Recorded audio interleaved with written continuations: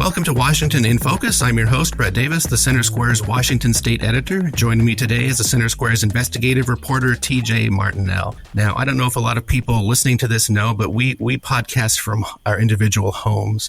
And there are a lot of sayings about homes. Home sweet home. Home is where the heart is. Man's home is his castle. That's my long-winded segue into the fact that you recently covered a meeting of the Senate Housing Committee regarding fine-tuning some existing tax incentive programs to encourage development in addressing the state's housing affordability crisis. One of those programs is the tax exemption program created following the passage of the Growth Management Act. The Growth Management Act is a series of state statutes first adopted in 1990 that requires fast-growing cities and counties to develop a comprehensive plan to manage their population growth. So can you give us some more details on this multifamily tax exemption, and is it working?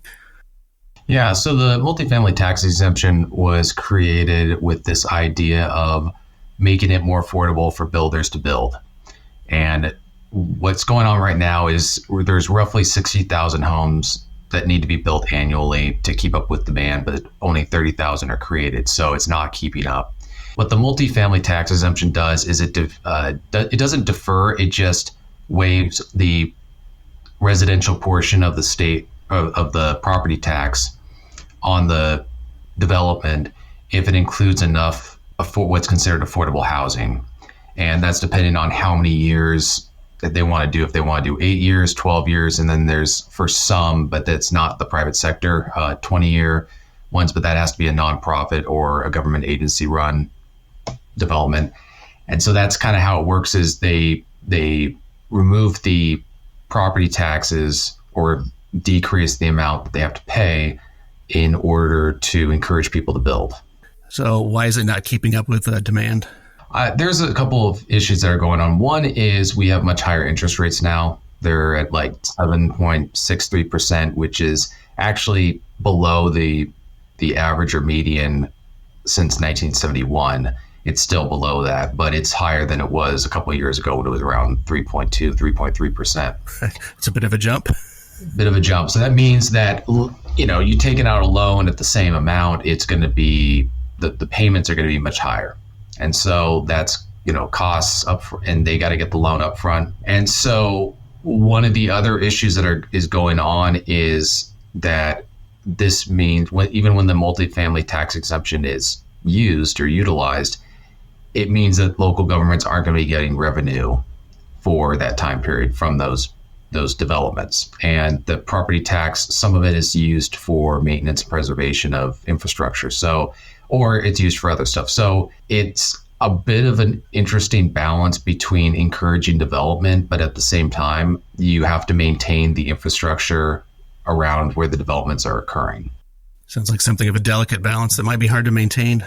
Right. And this is one program that they're looking at. There are other programs that they could look at. But this is one of the challenges or complications of this tax exemption is that it lowers taxes, but at the same time, local governments need revenue. This is one issue for local governments is that when you build and allow for development, but you have to also create the infrastructure for it. Those developments have to be able to provide a tax base to maintain itself. And what has happened is that and this is current across country, is that's not happening. Is they're overextending, they're overbuilding to the point where those properties are not providing the tax revenue to maintain the roads, maintain the sidewalks, maintain the utilities or whatever it is that they need in order for that to occur.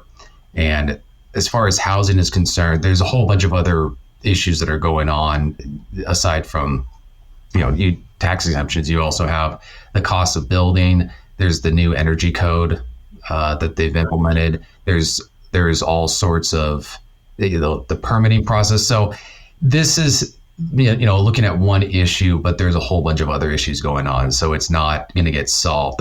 This is not a silver bullet, and I don't think anybody believes otherwise or is acting like if they just made a quick, slight change to the tax exemption that housing would just explode across the state. Yes, I imagine this is going to be an issue once again in the upcoming legislative session. Yeah, I don't think the issue of housing affordability is going to be going away anytime soon, or if ever, in Washington State, similar with California. Well, thanks for keeping us up to date on the issue. Like I said, I'm sure there will be more to come on this issue. Listeners can keep up with this story and more at thecentersquare.com. For TJ Martinell, this is Brett Davis. Please subscribe and thanks for listening.